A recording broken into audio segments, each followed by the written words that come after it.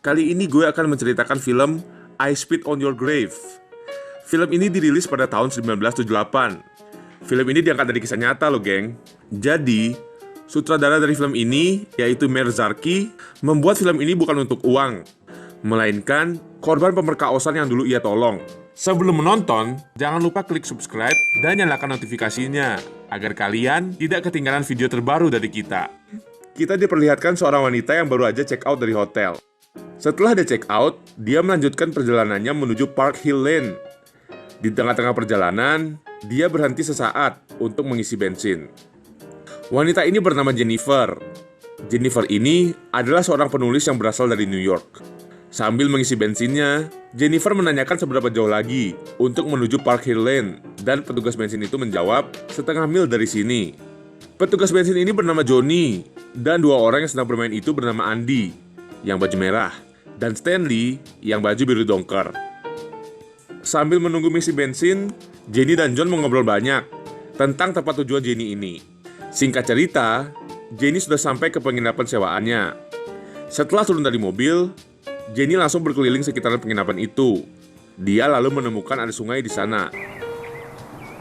Jenny pun langsung membuka bajunya, dan ia kemudian berenang. Scene pun berpindah saat Jenny sedang memasukkan bajunya. Saat memasukkan bajunya ke dalam laci, Jenny menemukan sebuah pistol. Tak lama kemudian, terdengar suara ketukan dari pintu.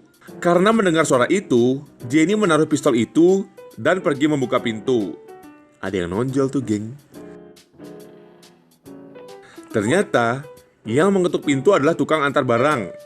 Tukang antar barang ini bernama Matthew. Matthew ini adalah seorang pengantar barang dari minimarket yang siap mengantarkan barang kemana saja. Setelah mengantarkan pesanan Jennifer, Matthew langsung pergi ke tempat temannya dan bercerita bahwa dia tadi melihat gadis cantik di sana dan juga melihat gunung kembar dengan jelas. Malam hari pun tiba. Johnny, Andy, Stanley, dan Matthew yang sedang BAB, terlihat mereka sedang memancing dan membicarakan tentang wanita itu. Keesokan paginya, si Jenny yang sedang bersantai menggunakan bikini didatangi Andy dan Stanley dengan boot mereka. Mereka berdua berusaha menggoda Jenny, tapi Jenny malah masuk ke dalam penginapannya. Saat malam hari, saat Jenny sedang membaca buku, Jenny mendengar suara-suara seperti memanggil Jenny. Jenny yang penasaran, pergi keluar untuk memastikan suara itu. Karena tak ada apa-apa, Jenny pun kembali masuk.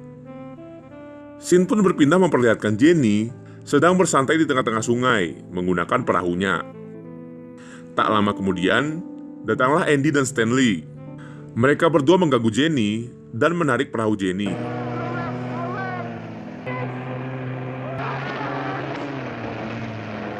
Sampai di suatu tempat, kemudian Jennifer dilecehkan oleh mereka berdua. Karena Jennifer nggak bisa melawan mereka, Jennifer pun lari menuju ke hutan. Akhirnya Jennifer pun tertangkap. Andy dan Stanley tidak berdua saja. Sudah ada John dan Matthew yang menunggu di sana. Tak disangka, ternyata ini adalah rencana mereka bertiga yang ingin melihat Matthew melepas perjakannya. Matthew yang disuruh mencoba apem-apem si Jenny malah menolaknya dengan alasan dia tak berani dan belum pernah melakukannya. Karena Matthew menolak, akhirnya malah si John yang bercocok tanam. Setelah bercocok tanam, Jennifer berjalan dengan lemas sambil menangis. Aduh, kasihan, Cuk. Di perjalanan menuju penginapannya, Jennifer bertemu lagi dengan mereka. Sekarang giliran Andy yang mendapat giliran memperkaos Jennifer. Setelah aksi bejatnya, mereka lalu pergi begitu saja dan membiarkan Jennifer terbaring lemas di atas batu itu. Dengan tenaga yang tersisa, Jennifer berusaha untuk pulang ke penginapannya. Ketika ingin menelpon untuk meminta bantuan, tangan Jennifer diinjak oleh Stanley. Jenny pun melawan dengan menggigit kaki Stanley. Karena ia berani melawan, si Jenny ini disiksa oleh Stanley sampai lemas tak berdaya. Jenny yang tak berdaya akhirnya digenjot lagi. Sekarang giliran si Matthew. Tapi burung si Matthew nggak bisa berdiri di situ. Nggak sampai di situ aja. Setelah Matthew, sekarang giliran Stanley. Karena apem-apem Jennifer sudah sakit, Jennifer menawarkan untuk menggunakan tangannya aja. Tapi Stanley malah memasukkan botol ke dalam apem si Jenny dan memukul Jennifer sampai ia pingsan.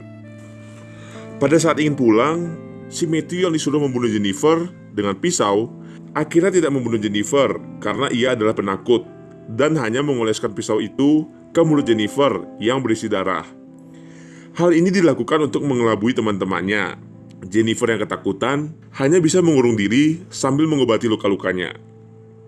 Hari pun berlalu. Jennifer yang duduk sambil sebat memikirkan cara untuk balas dendam kepada mereka. Scene pun berpindah ke restoran, di mana para berandalan ini sedang membicarakan Jennifer yang sudah terbunuh selama 2 minggu. Namun tak ada berita apapun. Karena curiga, Johnny menanyakan kepada Matthew di bagian mana ia menusuk si Jennifer. Johnny yang kurang puas dengan jawaban Matthew akhirnya menyuruh Andy dan Stanley untuk mengecek Jennifer melalui sungai. Dan ternyata Jennifer masih hidup. Mengetahui hal itu, Matthew dihajar habis-habisan oleh teman-temannya dan tidak dianggap teman lagi oleh mereka. Jennifer yang sudah sembuh total memutuskan pergi ke gereja untuk meminta permohonan maaf. Setelah dari gereja, Jennifer langsung melakukan pengintaian kepada berandalan itu. Yang pertama adalah si Johnny, dan yang kedua adalah si Matthew. Setelah melakukan pengintaian, Jennifer pulang dan menelpon minimarket untuk diantarkan pesanannya. Karena ketakutan, Matthew membawa pisau untuk berjaga-jaga. Lalu Matthew mengantarkan barang pesanan Jennifer. Sesampainya di sana, Matthew yang ketakutan pun menjadi terkejut karena Jennifer tiba-tiba menyapanya. Matthew pun diajak ke semak-semak pinggir danau. Jennifer tahu kalau Matthew ini adalah orang yang haus akan pagelaran budaya. Agar rencana Jennifer berhasil, Jennifer harus menggoda Matthew untuk melakukan mantap-mantap. Singkat cerita, Jennifer berhasil melakukan mantap-mantap dengan Matthew. Matthew yang terbawa suasana tak sadar kalau lehernya sudah diikatkan tali oleh Jennifer. Karena sudah berhasil mengikatkan talinya, Jennifer langsung menarik tali itu dan membuat Matthew mati tergantung. Target selanjutnya adalah si Johnny. Jennifer dengan berani datang ke tempatnya dan mengajak Johnny ke penginapannya untuk melakukan pagelaran budaya. Johnny yang juga agak saknean langsung ikut dengan Jennifer. Singkat cerita, Jennifer berhasil merayu Johnny untuk berendam dengannya. Johnny yang keenakan saat dilayani oleh tangan Jennifer tak sadar kalau tangan Jennifer yang satunya sambil berendam, Jennifer memotong burung peliharaan milik Johnny. Setelah melakukan itu, Jennifer dengan santainya meninggalkan Johnny di kamar mandi dan menunggu dia tewas karena kehabisan darah. Karena udah lama gak kelihatan, Stanley dan Andy pergi mencari Johnny ke penginapannya Jennifer. Jennifer yang sadar akan kehadiran mereka langsung menyelam dan menjatuhkan Stanley dari bot. Stanley yang ketakutan meminta tolong kepada Andy untuk membunuh Jennifer. Andy yang sedang membawa kapak mencoba membunuh Jennifer, tapi dengan kepintaran Jennifer, kapak itu berhasil diambilnya. Setelah itu, Jennifer melempar kapak ke punggung si Andy hingga membuat Andy meninggal. Dan Jennifer juga membunuh Stanley menggunakan mesin bot itu. Ending yang sangat sopan. Pelajaran yang bisa diambil adalah jangan macam-macam sama orang yang kelihatannya lemah, karena terkadang orang-orang yang seperti itu punya singa di dalam dirinya.